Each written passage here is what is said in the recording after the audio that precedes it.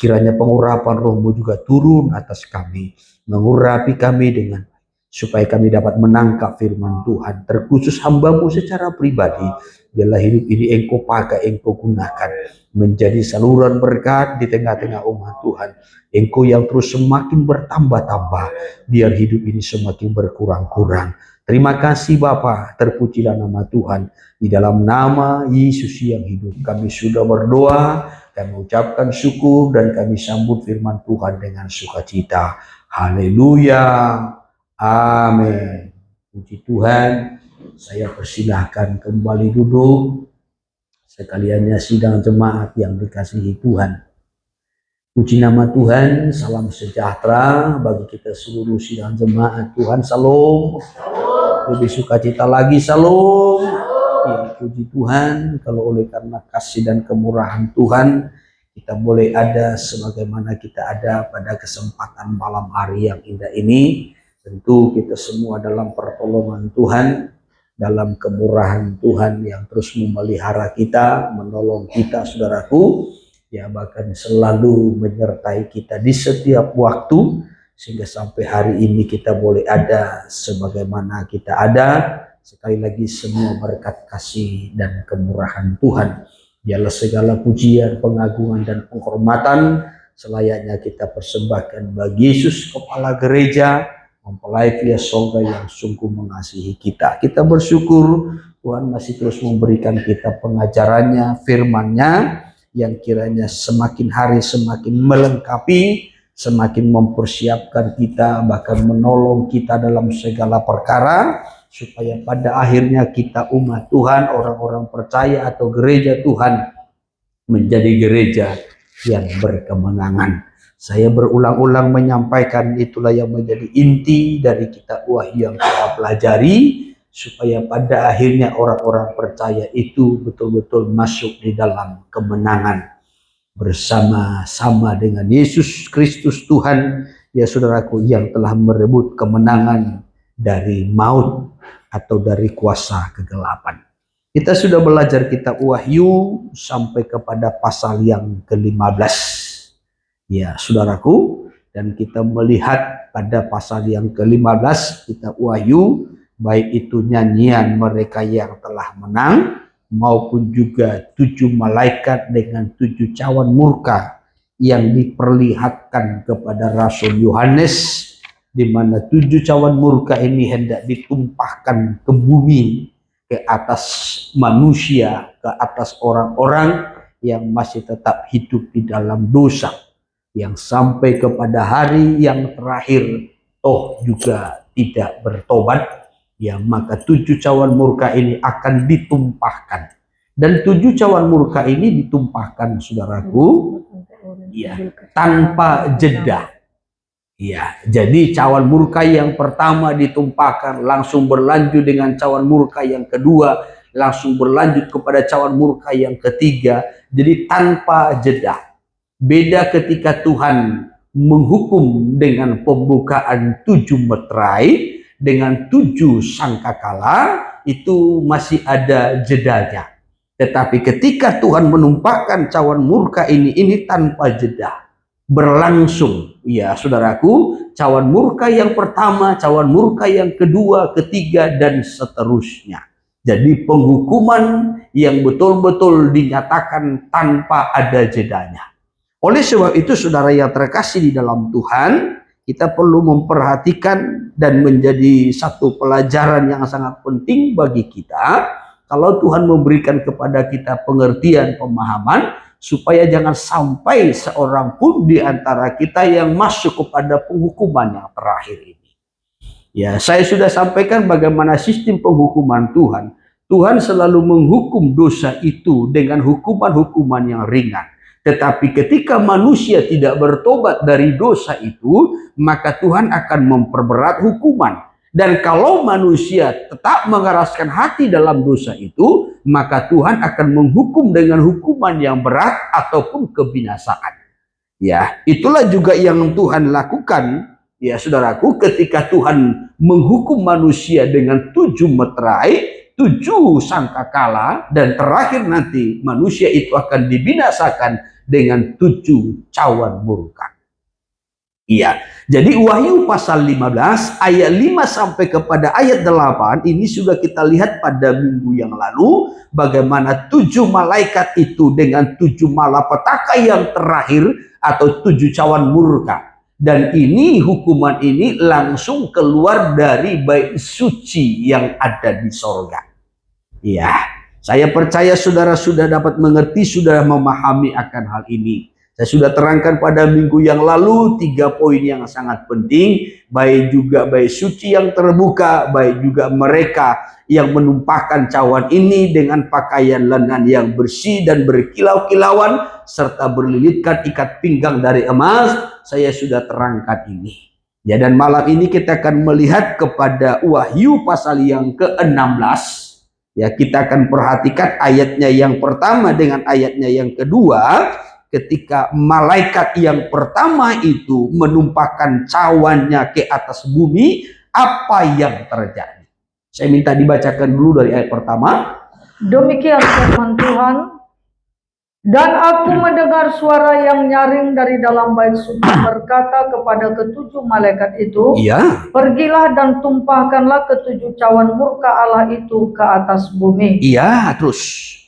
Maka pergilah malaikat yang pertama dan ia menumpahkan cawannya ke atas bumi. Iya. Maka timbullah bisul yang jahat Terus. dan yang berbahaya pada semua orang Iya. yang memakai tanda dari binatang itu Iya. dan yang menyembah patungnya. Iya. Puji Tuhan. Ayat pertama ini adalah perintah kepada malaikat itu untuk menumpahkan cawan murka ke atas bumi. Ya, itu ayat pertama. Lalu ayat 2 itu perintah dijalankan, dilakukan. Malaikat yang pertama menumpahkan cawannya ke atas bumi, maka timbullah bisul yang jahat dan yang berbahaya. Ya. Jadi ayat pertama itu perintah, sedangkan ayatnya yang kedua itu pelaksanaannya. Saudara yang terkasih, ya, kembali saya ingatkan bahwasanya 7 malaikat dengan 7 cawan murka. Setiap malaikat itu menumpahkan murka atau cawan murka ke atas bumi, maka terjadilah malapetaka-malapetaka. Saya sudah sampaikan ini sebelumnya dalam Wahyu 15 ayat yang pertama. Ini adalah penghukuman yang terakhir. Sebelum tentu penghukuman kekal, yaitu neraka. Ya, ini kondisi manusia masih di bumi. Ya, sekali lagi kondisi manusia masih di bumi. Ya, jadi ketika cawan murka ini ditumpahkan, ini adalah penghukuman terakhir kepada manusia yang berdosa yang masih tinggal di atas bumi. Penghukuman Allah, sebagaimana saya sudah terangkan pada minggu yang lalu, tentu ada dasarnya. Karena Allah itu kudus dan benar, maka Allah tidak toleransi terhadap dosa, tidak. Sekali lagi, karena Allah itu kudus dan benar, maka Allah tidak toleransi terhadap dosa. Allah memang adalah Allah pengampun, maha pengampun. Allah itu juga memang adalah Allah maha pengasih. Ya.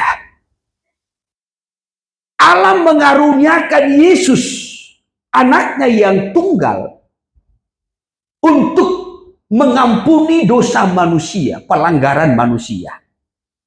Ya, Allah mengaruniakan anaknya yang tunggal. Tetapi ingat, Allah tidak akan mengorbankan kekudusan dan kebenaran demi manusia, tidak. Kalau Allah mengorbankan Yesus anaknya yang tunggal, tetapi Allah tidak akan mengorbankan kekudusan dan kebenaran demi manusia, tidak. Yang walaupun manusia justru lebih sering mengorbankan kekudusan dan kebenaran demi perkara-perkara yang fana. Tetapi kalau Allah tidak. Allah rela mengorbankan Yesus demi dosa manusia diampuni, demi manusia diterima Allah kembali. Tetapi ingat, Allah tidak akan mengorbankan kekudusan dan kebenaran demi manusia, tidak. Ya. Tidak, saudara. Walaupun Allah itu adalah Allah pengampun, Allah pengasih, ya, Allah yang limpah dengan kemurahan, tetapi sekali-kali Allah tidak akan mengorbankan kekudusan dan kebenaran demi manusia. Yang walaupun manusia seringkali mengorbankan kekudusan dan kebenaran demi perkara-perkara yang fana. Beda dengan Allah. Ya, beda dengan Allah. Maka salah satu contoh kalau kita melihat di dalam kitab Ibrani, pasal yang ke-12, jangan ada orang yang memiliki nafsu yang rendah seperti Esau yang mengorbankan perkara-perkara rohani. Ya, bahkan semakin jauh dari Allah hanya karena perkara jasmani. Ya, kenapa ini dicatat? Saudaraku, ini mengingatkan kita orang percaya, gereja Tuhan, di mana pada zaman akhir ini akan sangat banyak orang yang mengorbankan perkara-perkara rohani hanya karena perkara yang panas seperti Esau. Tidak menghargai kekudusan Allah, tidak menghormati kebenaran. Ya. Dan ingat, Allah tidak akan mengorbankan kekudusan kebenaran demi manusia, tidak. Ya. Maka kalau kita membacakan Ibrani pasal 12 dari ayatnya yang ke-10, ayat 10 kan Allah menghajar manusia itu demi kebaikan manusia, supaya manusia itu mendapat bagian dalam kekudusan. Ya, maka ayat 11, 12 dan seterusnya itu nasihat. Nasihat apa? Supaya manusia itu berjuang untuk hidup dalam kebenaran. Yang kedua, supaya manusia itu berjuang untuk hidup dalam kekudusan. Ya, maka ada peringatannya. Jangan sampai manusia atau orang-orang percaya itu atau umat Tuhan itu memiliki akal yang pahit karena tidak mau berdamai. Ya. Dan jangan juga tetap dalam prinsip hati, ya, konsep yang bengkok, cara hidup yang bengkok, perilaku yang bengkok. Harus dalam kebenaran. Atau kalau kita baca dari ayatnya yang ke-10 supaya lebih jelas. Iya. Sebab mereka mendidik kita dalam waktu yang pendek, Ya, sesuai dengan apa yang mereka anggap ya, baik. orang tua kita mendidik kita dalam waktu yang pendek. Ya toh? Ya, saudaraku, dalam waktu yang pendek. Ya, mulai sejak kita lahir kita kan dididik. Ya, hanya itu pun tidak tahu batas waktunya. Apakah ada orang tua kita yang cepat dipanggil Tuhan? Ya, kita nggak tahu. Ya, sebatas itulah waktunya mendidik kita. Ya, kadangkala kita juga bisa dididik hanya mungkin sampai sebatas waktu kita sekolah. Setelah selesai sekolah, kita merasa kita sudah dewasa, apalagi sudah bisa cari uang sendiri, ya merasa nggak perlu lagi dididik sama orang tua. Ya, sudah merasa dewasa. Ya, jadi sangat singkat. Ya, jadi orang tua itu mendidik kita dalam waktu yang singkat, menurut apa yang baik dalam anggapan mereka. Tetapi Dia menghajar kita untuk kebaikan kita. Tuhan menghajar kita, mendisiplin kita demi kebaikan kita. Demi apa? Kebaikan. Ya, maka kalau Tuhan menghajar kita, kalau Tuhan mendisiplin kita, saudaraku, ini demi kebaikan kita. Ya, bukan mengajar ya, menghajar, mendisiplin, memukul, ya, mengizinkan kita mengalami penderitaan, ya, saudaraku, sebagai bentuk hajaran. Ya, ini demi kebaikan kita terus, supaya kita beroleh bagian dalam kekudusan. Supaya kita beroleh bagian dalam kekudusan Allah. Ya, supaya kita menjadi kudus sama seperti Allah. Ya, perhatikan kelanjutannya. Memang tiap-tiap ganjaran pada waktu ia diberikan Terus, tidak mendatangkan sukacita tetapi duka cita, tetapi kemudian ia menghasilkan buah kebenaran terus. yang memberikan damai kepada mereka yang dilatih olehnya. Iya, jadi Tuhan menghajar sebenarnya sebagai bentuk latihan. Ya, melatih kita supaya kita betul-betul terlatih dalam kekudusan dan dalam kebenaran. Ya, supaya nanti menghasilkan buah-buah yang baik. Amin. Tangkap ya sampai ayat 11. Ya, lalu ini nasihatnya ayat 12. Sebab itu kuatkanlah tangan yang lemah dan lutut yang goyah, Ya, dan luruskanlah jalan bagi kakimu, ya. sehingga yang pincang jangan terpelecok, Terus. tetapi menjadi sembuh. Ya, ini bicara tentang kebenaran. Ya, supaya tetap lurus. Supaya tetap hidup dalam kebenaran. Ya, dengan kata lain jangan pincang, jangan terpelecok. Ya, saudara yang terkasih, tetapi dalam kebenaran, lurus. Ya, hidup dalam kebenaran. Jangan memiliki hati yang pincang, jangan memiliki pikiran yang pincang, yang bercabang, sehingga kita menyimpang dari kebenaran.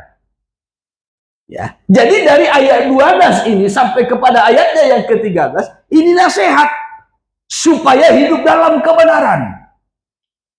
Ya, lalu ayatnya yang ke-14 sampai kepada ayatnya yang ke-15, ini nasihat supaya hidup dalam kekudusan. Ya, hidup dalam kebenaran, hidup dalam kekudusan. Sebab kalau keluar dari kebenaran dan kekudusan, Allah tidak toleransi terhadap dosa. Yang ada penghukuman. Ya, maka tadi saya mengawali, karena Allah itu kudus dan benar, maka Allah tidak toleransi terhadap dosa. Ia mengorbankan Yesus, tetapi ia tidak pernah mengorbankan kekudusan dan kebenaran. Setiap dosa dan pelanggaran harus masuk dalam konsekuensinya. Sebab Allah itu adil. Dosa dan pelanggaran harus dihukum sebagai bentuk keadilan Allah. Ya, ia tidak toleransi. Walaupun dia Allah yang penuh kasih, Allah Maha Pengampun, Allah Maha Pemurah, tetapi terhadap kekudusan dan kebenaran, ia tidak toleransi dengan dosa manusia. Ya, jadi ayat 12 dengan ayat 13 nasihat supaya manusia itu tetap hidup dalam kebenaran. Ayat 14. Berusahalah hidup damai dengan semua orang, Ya. dan kejarlah kekudusan, Ya. sebab tanpa kekudusan tidak seorang pun akan melihat Ya. Tuhan. Berusaha hidup damai dengan semua. Maka jangan sampai ada akar yang pahit, jangan sampai ada dendam, jangan sampai ada kemarahan yang berlarut-larut, jangan sampai ada kebencian, sakit hati, ya saudaraku, dan sejenisnya. Tetapi hidup damailah dengan semua orang. Amin. Amin. Kejarlah Kudusan. kekudusan. Kejar perdamaian itu. Iya, kalaupun saudaraku, orang tidak mau berdamai dengan kita, tapi kita berdamai dengan dia. Kalaupun kita tidak diampuni, tapi kita mengampuni. Itu namanya kejar. Usahakan, rebut. Kalau orang tidak mau berdamai, orang tidak mau mengampuni, itu urusannya dengan Tuhan. Tetapi bagian kita, kejarlah kekudusan. Ya, berdamailah dengan semua orang. Ya, berdamai dengan semua. Jangan sampai timbul akar yang pahit. Coba terus. Jagalah supaya jangan ada seorang pun menjauhkan diri dari kasih karunia Allah. Terus, agar jangan tumbuh akar yang pahit, ya, yang menimbulkan kerusuhan dan ya, yang mencemarkan banyak ya, orang. Ini perlu dijaga. Orang kalau tidak berdamai, tidak menjaga kekudusan hati dan pikiran, akan timbul akar yang pahit. Ya, kepahitan. Luka-luka batin. sakit hati yang terus-menerus, ya, dendam, kebencian, kemarahan yang tidak kunjung diselesaikan. Ya, kita boleh beda pendapat, kita boleh beda konsep, kita boleh beda banyak hal, tetapi jangan sampai timbul akar yang amin. Ya, jangan sampai timbul akar yang pahit. Ya, kami dengan saudara, saudara dengan kami pun bisa saja kita beda konsep, bisa saja kita beda pendapat. Ya, termasuk beda pendapatan. Ya toh? Ya. Tetapi jangan sampai timbul akar yang pahit. Ya, beda pendapat itu biasa. Apalagi beda pendapatan itu rata-rata beda. Ya. Tetapi jangan sampai timbul akar yang pahit. Ya, itu akan merusak kekudusan kita. Jaga kekudusan hati dan pikiran. Ya, oleh sebab itu dikutip contoh nanti. Ya, dalam ayat 16 sampai 17, janganlah ada orang yang menjadi cabul atau yang mempunyai nafsu yang rendah seperti Esau, terus yang menjual hak kesulungannya untuk sepiring makanan. Ya, jangan sampai ada yang seperti Esau. Ya, dikatakan di sini yang menjadi cabul atau mempunyai nafsu yang rendah seperti Esau. Ya, kalau terjemahan bahasa sehari-hari itu dikatakan mengorbankan perkara-perkara rohani sehingga makin jauh dari Tuhan hanya karena perkara yang fana, ya, yaitu sepiring makanan ke perkara fana dunia. Ya. Jadi jangan sampai karena perkara-perkara dunia, hal yang fana ini, justru kita mengorbankan perkara rohani. Dan ingat, di zaman aniaya besar, itu nanti justru sangat kuat akan hal itu. Bagaimana penekanannya, ya, bagaimana aturannya. Manusia harus mengorbankan perkara rohani demi perkara jasmani. Tidak seorang pun bisa menjual dan membeli untuk bisa makan kalau tanpa tanda dari binatang itu, yaitu angka 666. Itu toh? Iya. Tidak bisa menjual membeli kalau tanpa tanda itu. Ya. Maka akan banyak orang yang mengorbankan perkara rohani demi perkara-perkara yang fana. Oleh sebab itu dalam kitab Ibrani ini kita diingatkan terlebih dahulu. Ya, hai umat Tuhan yang Tuhan anggap sebagai anak-anaknya, yang Tuhan terima, yang Tuhan akui sebagai anak-anaknya, Tuhan menghajar engkau demi kebaikanmu, supaya engkau mendapat bagian dalam kekudusannya. Sebab Allah tidak akan pernah toleransi terhadap dosa, karena Allah itu kudus dan benar. Maka diingatkan, pelihara kebenaran itu, jaga kekudusanmu, jangan sampai timbul akar yang pahit. Dan jangan sampai ada orang yang mengorbankan perkara-perkara rohani hanya karena perkara jasmani. Terjemahan bahasa sehari-hari ini, saya ikuti ayat 16 dimulai. Jagalah supaya jangan ada yang hidup cabul, ya, atau tidak menghargai hal-hal rohani. Tidak menghargai hal-hal rohani. Ya. Kenapa dikatakan cabul? Cabul ini berbicara tentang kepuasan-kepuasan daging. Ya. Kepuasan hawa nafsu daging. Ya. Jadi kalau kita terjemahkan, janganlah ada orang yang mencari kepuasan hawa nafsu daging dengan meninggalkan perkara-perkara rohani. Sekali lagi ayat 16. Jagalah supaya jangan ada yang hidup cabul Ya. atau tidak menghargai hal-hal rohani Terus. seperti yang dilakukan oleh Esau. Seperti yang dilakukan Esau terus. Ia menjual haknya sebagai anak sulung Ya. hanya untuk satu mangkuk makanan. Dia jual haknya sebagai anak sulung hanya karena semangkuk makanan. Ingat saya dan saudara yang sudah ditebus dan mengalami kelahiran baru, proses kelahiran baru. Iya, yang sering kita dengarkan, kita ini bagaikan dilahirkan di Sion. Kita disebutkan sebagai jemaat anak-anak sulung. Ya, itu kan Ibrani 12 ayat 22 sampai 23. Kamu sudah datang ke Bukit Sion, ke kota Allah yang hidup, Yerusalem. Ya, sebagai jemaat anak-anak sulung. Ya.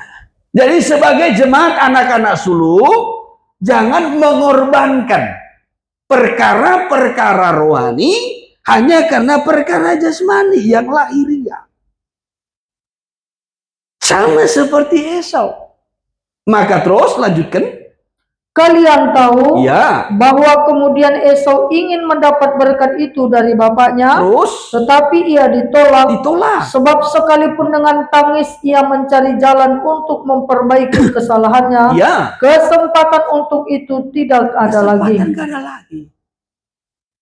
Walaupun dengan tangis, dengan air mata, ya, cucuran air mata, tetapi tidak memberikan jalan keluar bagi Yesus.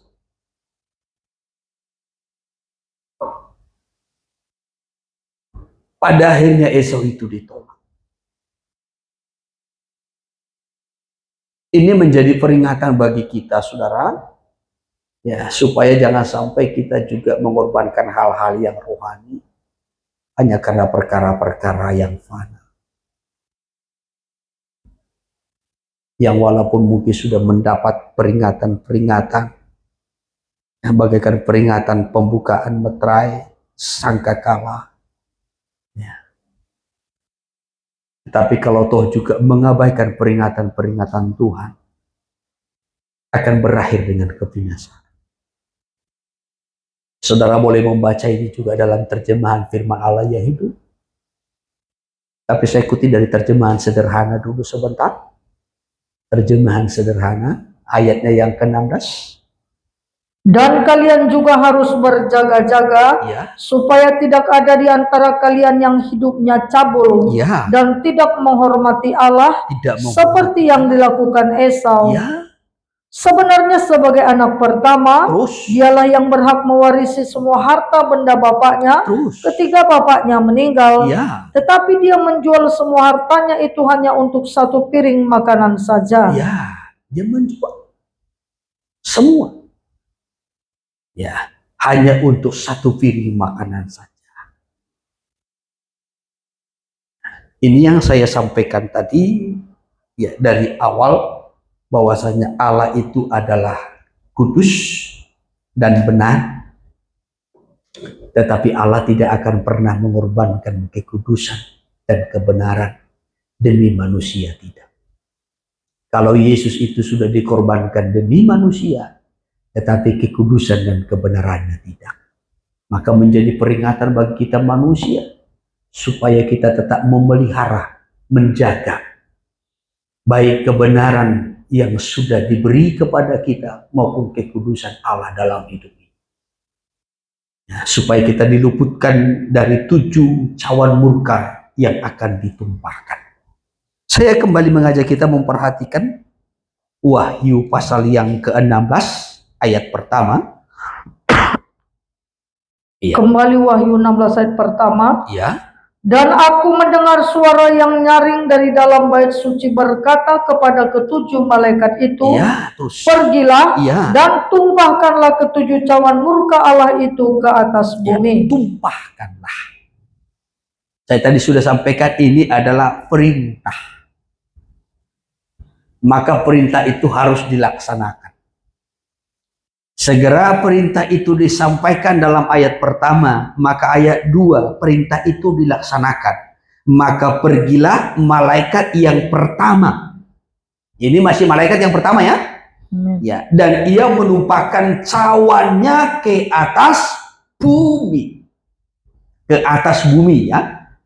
Ya, di mana cawan ini katakan penghukuman ini langsung dari bait suci yang terbuka, maka cawan murka itu cawan murka tanpa campuran ditumpahkan ke bumi, maka timbullah bisul yang jahat dan yang berbahaya.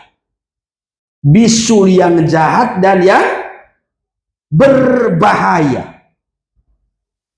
Ya, tentu hal ini memberikan pengertian bagi kita dan mengingatkan kita ya, soal penyakit kanker ya, yang terjadi seperti di zaman kita ini. Tetapi ketika cawan murka ini nanti ditumpahkan, ini akan lebih dahsyat. Ya, dikatakan penyakit bisul yang jahat dan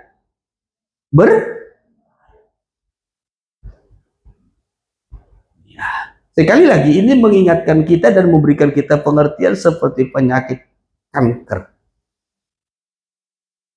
yang sangat jahat dan berbahaya. Ini hal yang sangat mengerikan.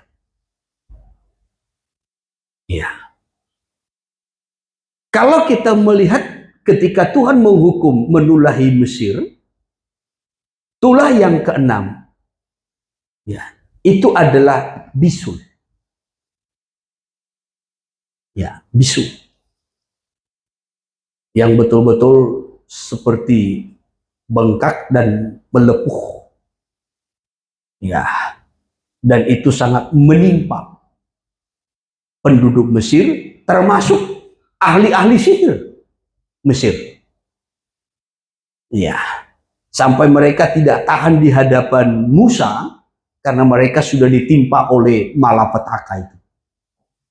Ya, itu Keluaran pasal 9. Ya, coba dibaca dulu dari ayatnya yang ke-10 saja. Perikopnya? Tulah ke-6 Barah. Iya, tulah ke-6 Barah. Ya.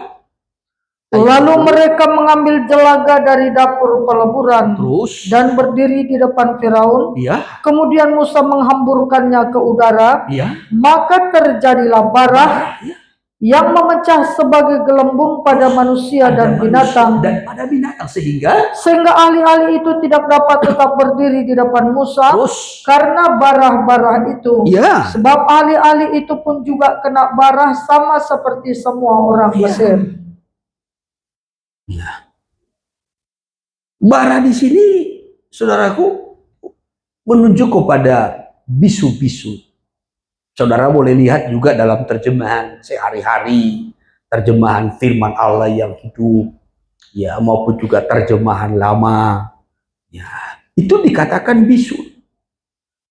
Ya, menimpa penduduk Mesir dan juga para ahli-ahli sihirnya. Atau saya kutip dulu sebentar terjemahan bahasa sehari-hari. Ayat yang ke-10. Lalu Musa dan Harun mengambil abu dan menghadap raja.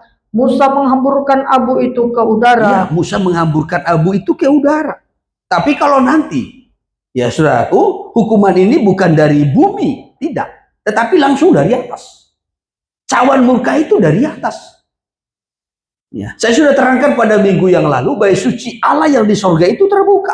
Diperlihatkanlah 7 malaikat dengan 7 cawan murka. Ya, lalu pada pasal 16 diperintahkan, tumpahkanlah cawan itu ke bumi. Ya, maka malaikat yang pertama menumpahkannya dari atas. Maka terjadilah bisul bagi manusia.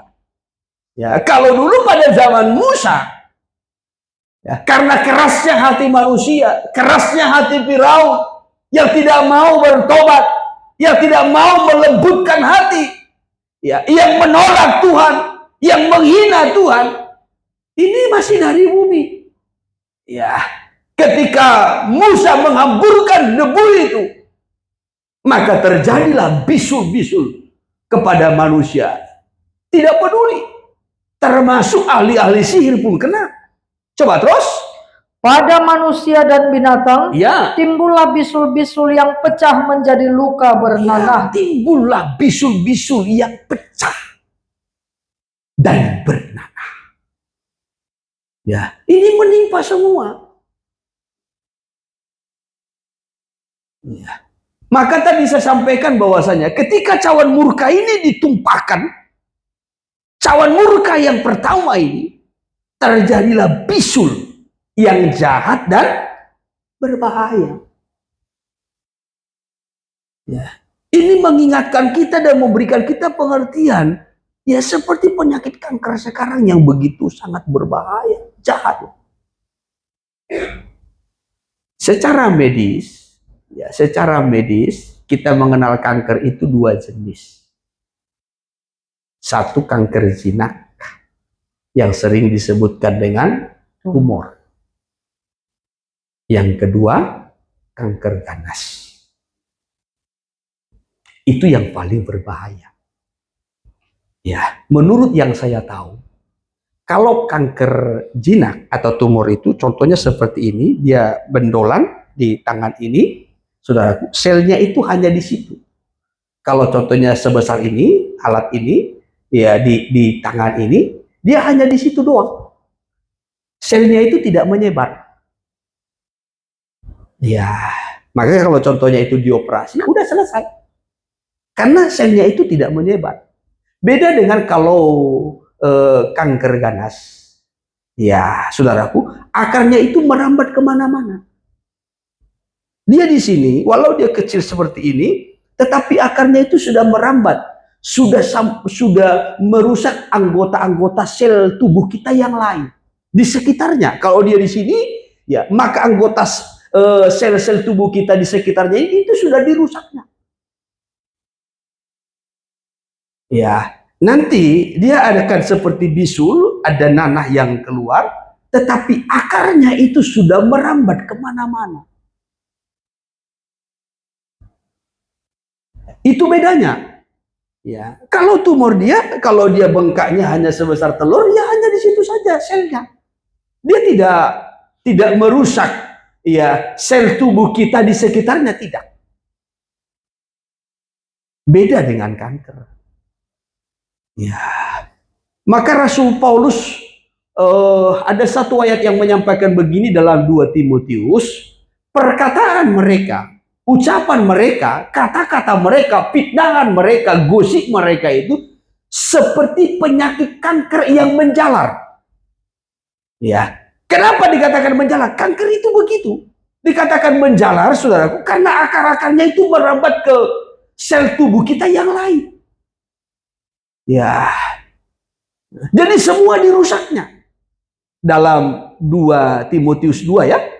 Ayat 17. Iya. Perkataan mereka menjalar seperti penyakit kanker. Iya. Di antara mereka termasuk Himeneus dan Filetus. Iya, saya tidak mengutip soal Himeneus dan Filetusnya, tidak. Tetapi saya mau mengutip soal penyakit kanker. Iya, perkataan mereka menjalar. Yang saya mau kutip bahwasanya penyakit kanker itu sifatnya menjalar. Ya, dia punya akar yang betul-betul merambat. Ya. Jadi anggota-anggota sel-sel tubuh kita yang lain itu di sekitarnya itu dirusaknya. Apalagi kalau seperti penyakit kanker kan biasanya itu ya hal-hal yang sangat mematikan ya, seperti kanker hati, otak, ya maaf bagi yang perempuan, payudara, ya di apa nih? Di hidung ya, tenggorokan. Apa itu? Septic namanya apa namanya itu? Ya, udah lupa saya. Ya. Apalagi kalau sempat di mulut. Getah bening. Ya, saya dulu pernah melayani seorang anak gadis. Mungkin Ibu Gembala masih ingat, ya dulu saya masih pemuda belum menikah aja, Ibu Gembala pernah saya bawa untuk ikut menduakan. Ya, di sini nih saudara. Ya, jadi bocorannya itu nanahnya dari mulut.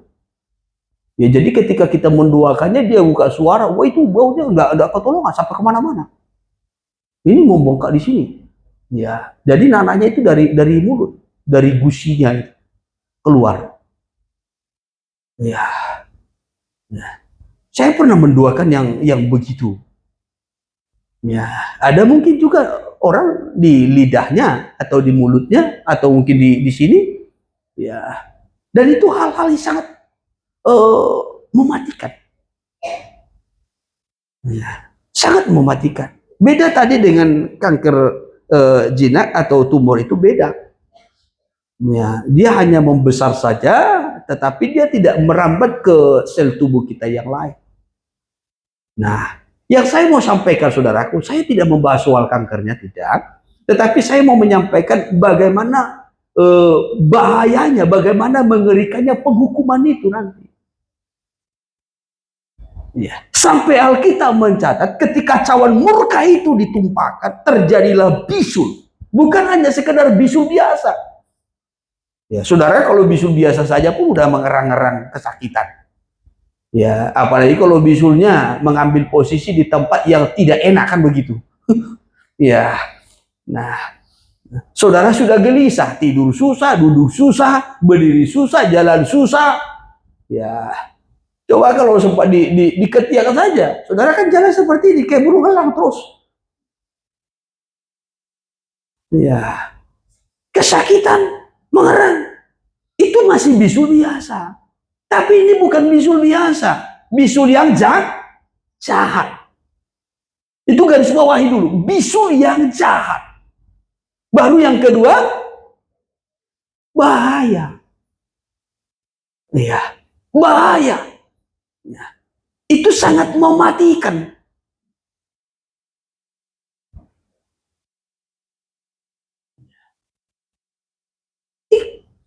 Masih cawan murka yang pertama.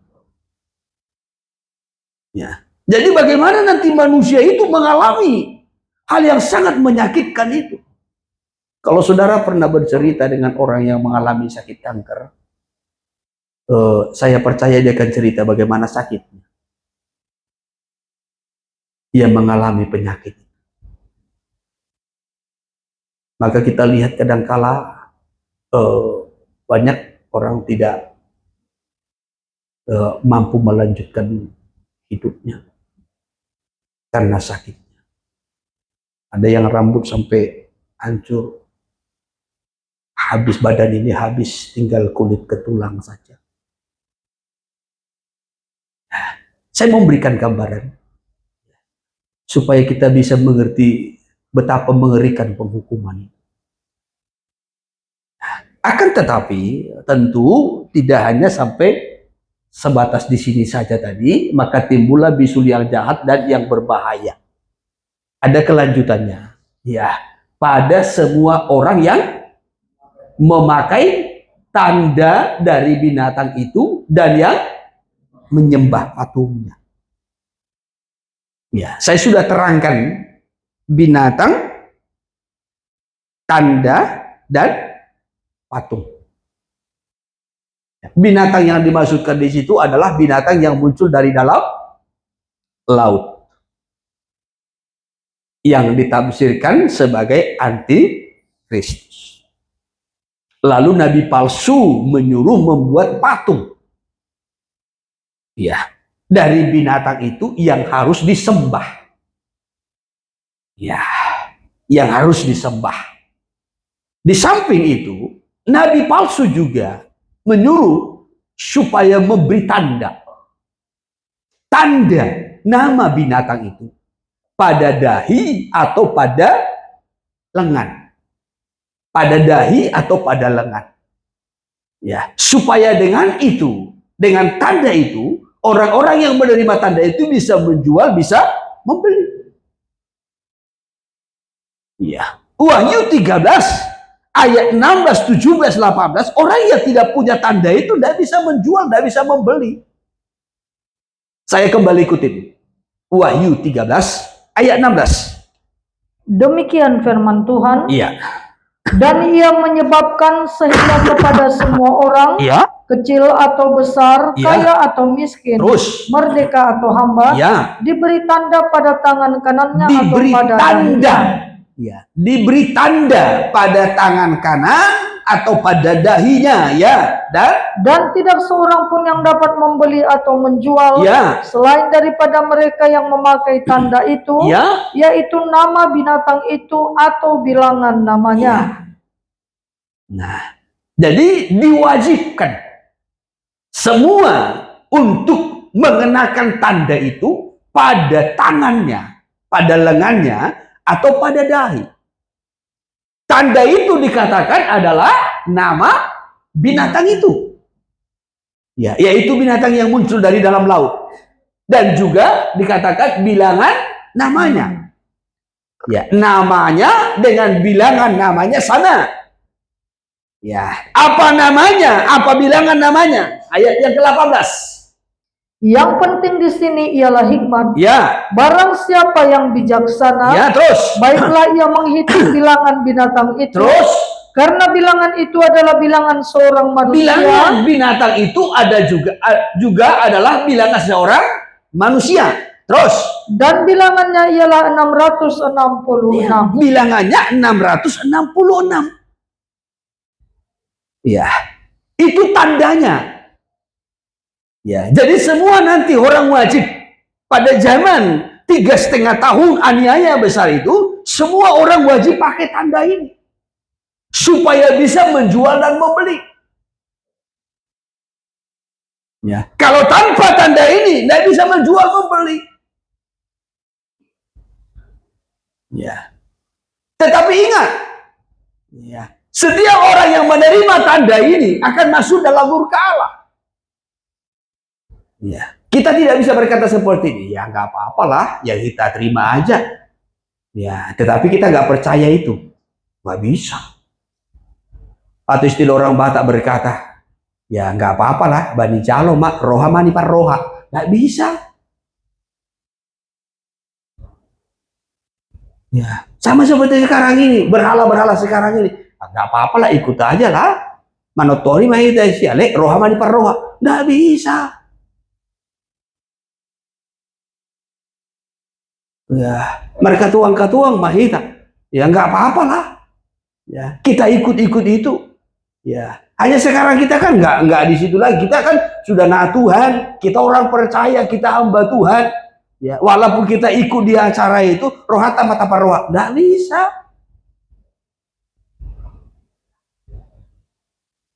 Ya, pikiran kita dengan pikiran Tuhan beda. Ya. Kekudusan dan kebenaran Allah itu tidak bisa ditoleransi terhadap dosa.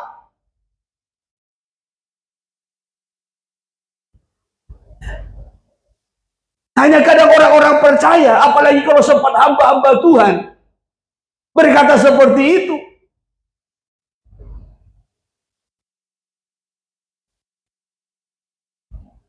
Ini merendahkan kekudusan Allah, merendahkan kebenaran Allah.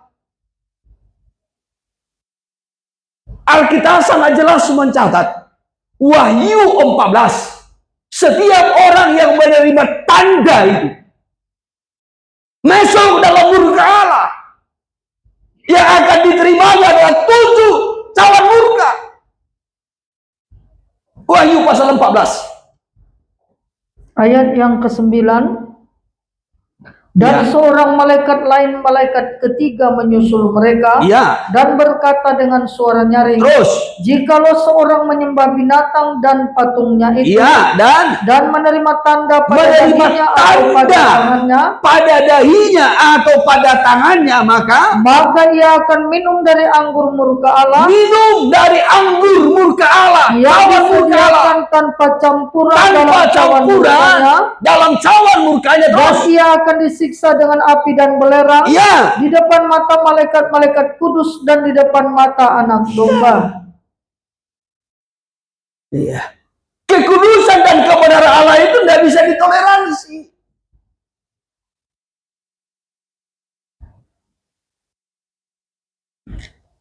Setiap orang yang menyembah binatang itu dan patungnya atau menerima tanda, ya, tanda itu adalah bilangan nama binatang itu, ya, dan nama binatang itu juga adalah bilangan seorang manusia, yaitu 666. Ya. Memang kalau tidak ada tanda itu, orang nggak bisa menjual, nggak bisa membeli.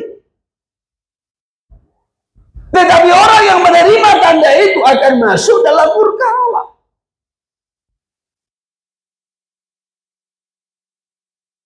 Saudara kira-kira pilih mana?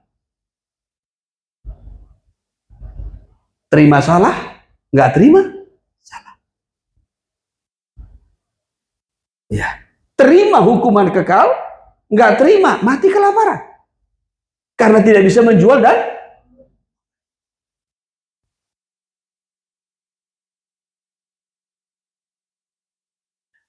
maka tadi dari awal kita sudah mendengar firman Tuhan dari kitab Ibrani mengingatkan kita, jangan ada orang yang memiliki nafsu yang cabul atau nafsu yang rendah seperti Esau yang mengorbankan perkara-perkara rohani, ya, jauh dari hubungan dengan Tuhan, dari persekutuan dengan Tuhan, hanya demi perkara-perkara jasmani. Ya, sepiring makanan.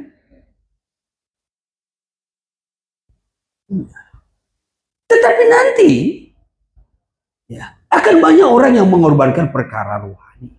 Sekarang saja, ya, banyak orang mengorbankan perkara rohani. Andai tidak demikian, hal itu tidak ditulis menjadi peringatan bagi kita. Ya, tapi karena sudah banyak orang yang meninggalkan perkara rohani demi perkara-perkara yang fana ini, ya, maka ayat itu muncul bagi kita. Ya.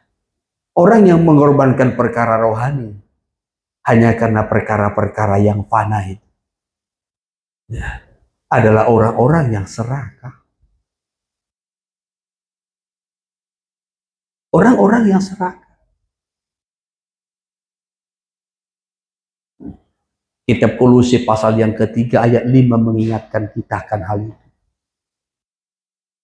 Ya. Soal keserakahan yang sama dengan penyembahan berhala. Ya, ingat keserakahan itu sama dengan penyembahan berhala. Ayat 5.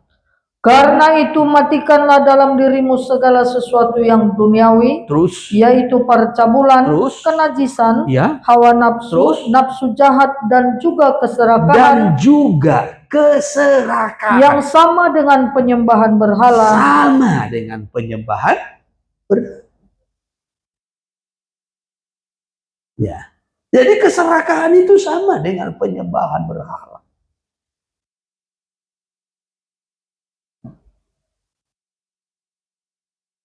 Nah, ini saudaraku. Maka orang nanti menerima tanda itu karena serakah. Ya. Dan setiap orang yang menerima tanda itu menyembah kepada binatang dan kepada patung. Ya. Penyembahan erat dengan hukuman. Siapa yang kita sembah? Ya. Kalau kita menyembah kepada Allah yang hidup, ya, dan tetap memelihara penyembahan kita, maka kita akan luput dari hukuman.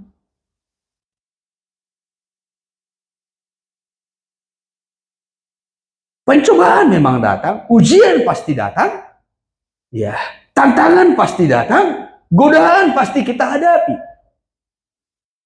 Ya. Karena itu Yesus berkata kepada murid-muridnya, roh memang penurut, roh ingin menyembah, tetapi daging lemah.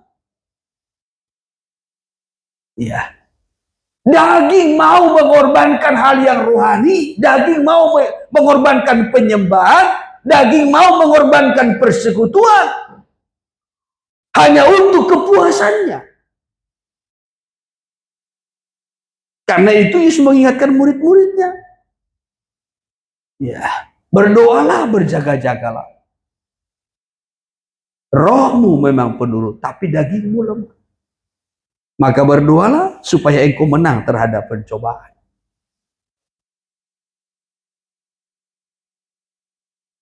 Haleluya. Haleluya. Bisa ditangkap? Amin. Iya. Nah, jadi kembali saudaraku, cawan murka yang pertama ini ditumpahkan ke atas bumi, maka terjadilah bisul yang jahat dan ganas atau berbahaya. Ya, terkhusus siapa yang akan ditimpa? Orang yang menerima tanda dari binatang itu. Apa tandanya? Tandanya itu nama binatang itu, bilangan namanya. Ya, juga nama seorang manusia. Bilangan nama seorang manusia. Ya, diperjelas tadi dalam Wahyu 13 ayat 18 itu, yaitu 6, 6, 6. Ya. Orang kalau menerima tanda itu, dia bisa menjual, bisa membeli. Tapi kalau menerima tanda itu, akan masuk dalam murka Allah. Tidak ada ampun. Ya. Tidak ada ampun. Ya. Walaupun ingin bertobat seperti Esau, tidak lagi ada kesempatan. Bagaikan pintu tertutup. Kenapa demikian? Karena sudah mengorbankan hak sulung itu, perkara rohani itu, demi hal-hal yang fana. Ya. Jadi sebelum sampai kepada puncaknya, masa aniaya besar 3,5 tahun. Kita sudah jauh lebih dahulu diperingatkan. Ya. Supaya hal itu nanti tidak menimpa kita. Maka diperingatkan kepada kita lebih dini. Jangan sampai mengorbankan hal-hal yang rohani demi hal-hal yang fana. Ya. Hanya karena keserakahan kita, ketamakan kita, ketidakpuasan. Manusia tidak akan pernah puas dengan apapun, kecuali di hadirat Tuhan. Amin. Ya. Hanya dalam hadirat Tuhan kita bisa dipuaskan. Harta kekayaan dunia, jabatan, penghormatan, pujian tidak akan pernah bisa membuat puas. Sebesar apapun pujian yang saudara terima tidak akan pernah bisa membuat saudara puas, tidak. Manusia selalu haus dengan pujian. Manusia selalu haus dengan penyembahan. Manusia selalu haus dengan uang. Ya, maka uang tidak akan pernah bisa memberi kepuasan. Manusia haus dengan jabatan. Manusia haus dengan kedudukan. Manusia haus dengan pangkat. Manusia haus dengan penghormatan. Manusia haus dengan semua itu. Ya, kita hanya bisa puas ketika kita ada dalam hadirat Tuhan, loh. Ya, maka kalau saudara tidak dipuaskan dalam hadirat Tuhan, saudara akan mencari kepuasan dengan cara lain. Saudara akan mencari kepuasan dengan uang. Saudara akan mencari kepuasan dengan kedudukan, dengan pangkat, dengan jabatan, dengan pujian, dengan penghormatan. Saudara akan cari kepuasan di situ. Kenapa? Karena saudara tidak pernah merasa puas. Karena saudara gagal duduk di kaki Tuhan. Ya. Sekali lagi saya mau sampaikan, kepuasan kita manusia orang-orang percaya ketika kita ada dalam hadirat Tuhan. Amin.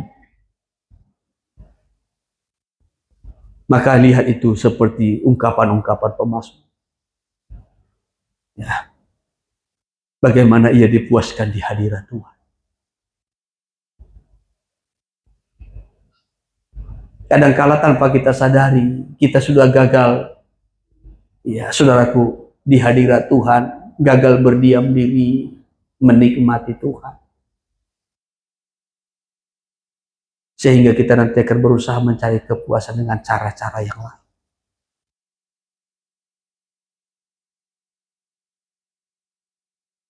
saudara tidak akan pernah bisa menemukan kepuasan kecuali Tuhan memberi kepuasan. Saat kapan Tuhan memberi kepuasan? Saat kita ada di hati. Ada di hadirat Tuhan.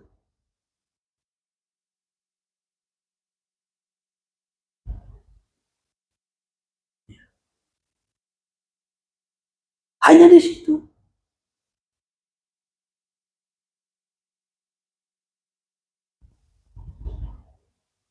Sebesar apapun penghormatan yang kita terima, pujian yang kita terima, tidak akan pernah bisa memuaskan. Termasuk harta. Ingat kita pengkhotbah toh? Ya, sebesar apapun penghasilan manusia, uang tidak bisa pernah berpuasa. Semakin bertambah harta, semakin bertambah yang menghabiskan.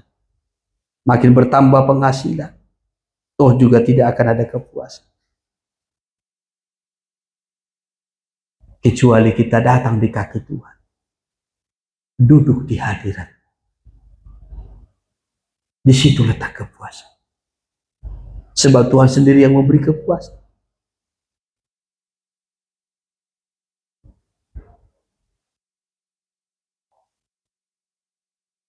Bukankah pemazmur berkata, ketika melihat rupamu, aku menjadi puas. Ketika aku bangun dan melihat rupamu, aku menjadi puas. Ketika aku bangun, ketika aku sadar, ketika aku siuman, dan aku melihat rupamu dan menjadi puas. Mazmur 17 ayat 15. Saya ikuti satu ayat kita Mazmur, silakan. Mazmur 17 ayat 15. Ya. Tetapi aku dalam kebenaran akan kupandang wajahmu. Dalam kebenaran akan kupandang wajahmu ya Tuhan. Dan pada waktu bangun aku akan menjadi puas dengan rupamu. Ya. Maka pada waktu bangun, waktu siuman, waktu sadar, aku menjadi puas dengan rupamu. Ya. Ketika aku bertemu dengan Engkau, itu kepuasan orang percaya. Tapi kalau manusia sudah duniawi, hatinya sudah duniawi, pikirannya sudah duniawi, yang menjadi kepuasannya bukan Tuhan. Apa yang menjadi kepuasannya? Harta. Ya, itu lihat ayat sebelumnya, ayat 14 ya. Luputkanlah aku ya Tuhan dengan tanganmu dari orang-orang dunia ini. Dari orang-orang dunia ini. Ya. Yang bagiannya adalah dalam hidup ini. Yang bagiannya, yang warisannya dalam hidup ini. Dalam dunia ini. Terus. Biarlah perut mereka dikenyangkan dengan apa yang Engkau simpan. Ya. Sehingga anak-anak mereka menjadi puas. Ya. Dan sisanya mereka tinggalkan untuk bayi-bayi mereka. Ya, itu kepuasannya. Kalau mereka bisa makan, mereka bisa menikmati hal-hal dunia ini. Lalu mereka bisa mewariskannya kepada anak-anaknya. Itu kepuasannya. Tapi beda dengan kepuasan anak-anak Tuhan. Amin. Beda dengan kepuasan orang percaya. Amin. Orang percaya kepuasannya ketika ia ada dalam hadirat Tuhan, bisa memandang Tuhan. Bisa menikmati Tuhan dalam hidupnya. Ya. Maka tadi saya sampaikan bahwasanya orang kalau sudah mulai mencari kepuasan dengan cara yang lain, mencari kepuasan melalui harta, ya, menikmati kesenangan-kesenangan dunia, mencari kepuasan melalui pujian, penghargaan, penghormatan, kedudukan, pangkat, jabatan, karena tidak merasakan kepuasan yang sesungguhnya.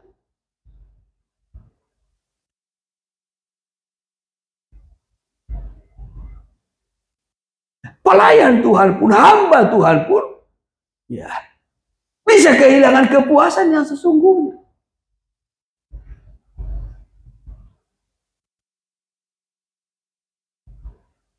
Kalau tidak lagi duduk di kaki Tuhan menikmati hadirat Tuhan.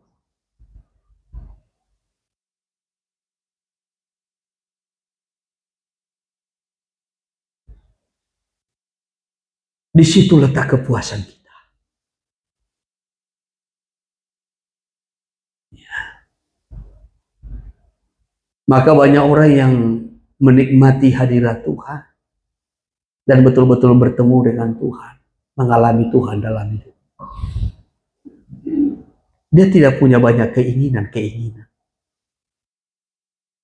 soal perkara dunia. Ingin inilah, ingin inilah, ingin inilah, ingin inilah.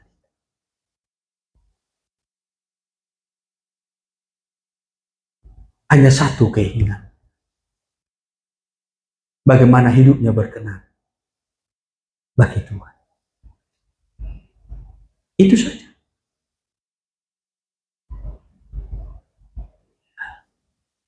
Kadangkala orang bisa saja memiliki alasan yang rohani. Ya, aku ingin pelayananku begini, pelayananku hebat supaya Tuhan disenangkan. Belum tentu. Ya.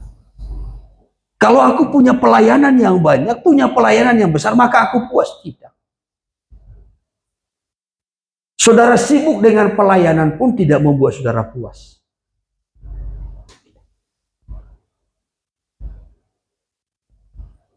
Ya. Saudara punya pelayanan besar pun tidak membuat saudara puas.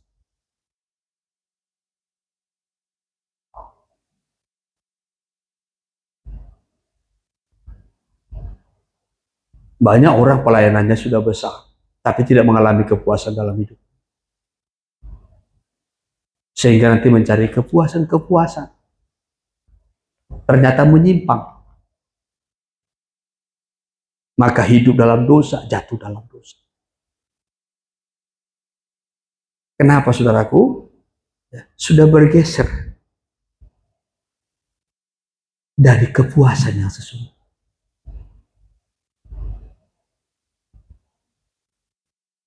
Maka saya berulang-ulang menekankan secara khusus dalam ibadah pendalaman Alkitab.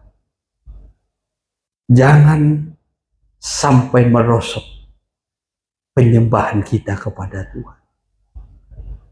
Jangan sampai rusak hubunganmu dengan Tuhan. Ketika saudara pernah punya pengalaman yang intim dengan Tuhan, ingat kembali akan hal itu. Bangun kembali hubungan persekutuan dengan Tuhan. Ketika engkau mengalami hubungan yang intim dengan Tuhan, engkau tidak ingin apapun. Engkau tidak punya ambisi apapun. Hanya satu keinginan, hidupku berkenan bagi Tuhan.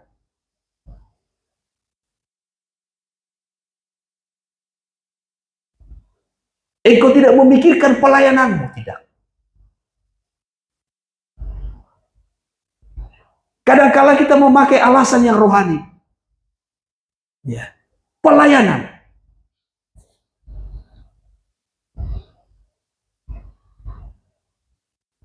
Tapi engkau tidak memiliki lagi keintiman dengan Tuhan.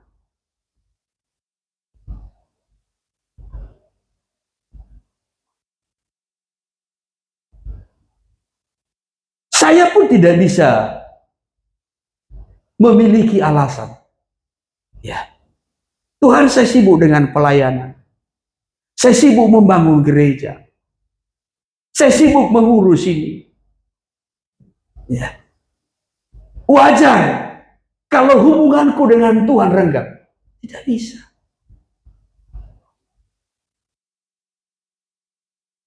Pelayanan bukan nomor satu. Bangunan bukan nomor satu. Ya. Tapi yang terpenting adalah bagaimana kita ada di hadirat Tuhan, menikmati Tuhan. Itu akhirnya. Terakhir. Dan itu harus tetap dipelihara, dijaga, dibangun. Terakhirnya itu. Terakhirnya. Baik orang-orang muda, ibu-ibu, kaum-kaum bapak, pelayan-pelayan Tuhan. Tujuan yang paling utama dalam hidup bukan pelayanan. Ya. Jangan membuat pelayanan itu bagaikan alasan yang rohani. Jangan.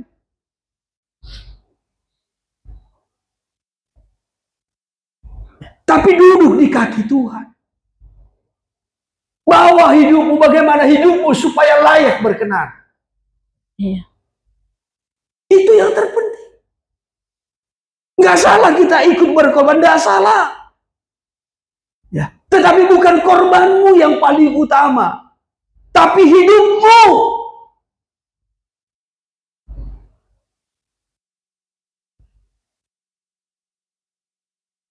Kalau kita gagal di sini, nanti bahayanya. Ya, di masa aniaya 3,5 tahun itu, nggak ada toleransi loh. Semua orang wajib pakai tandai pada tangannya atau pada dahi. Kalau tidak menerima, kelaparan. Bukan hanya kelaparan, disiksa. Ya, sampai dibunuh. Tapi kalau menerima tanda itu, yang akan dia terima murka Allah. Murka yang pertama, bisul yang jahat dan berbahaya. Itu masih yang pertama. Ya, kalau meterai dibuka, sangkakala ditiup. Manusia hanya sepertiga yang mati.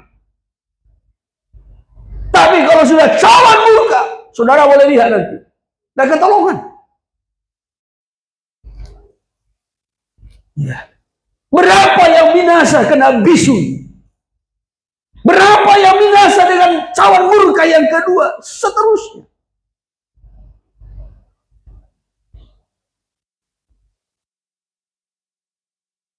Tuhan akan menyatakan kekudusan dan kebenarannya.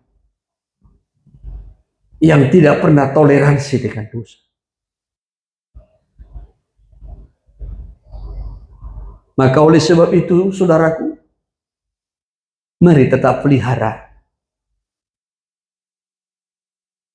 persekutuanmu dengan Tuhan. Hatimu. Jangan sampai engkau disibukkan oleh hal yang lain.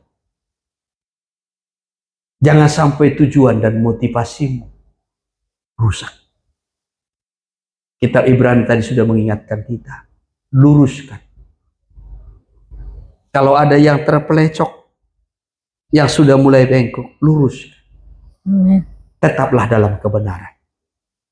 Amin. Amin. Kalau ada mungkin hal-hal yang membuat damai sejahtera kita hampir hilang, kejar perdamaian, kejar kekudusan.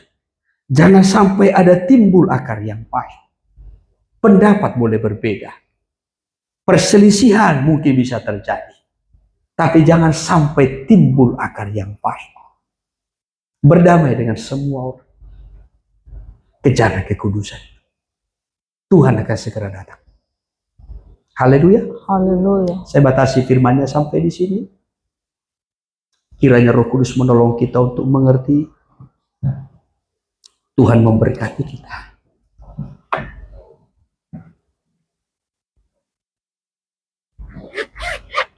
Kasih lihatnya.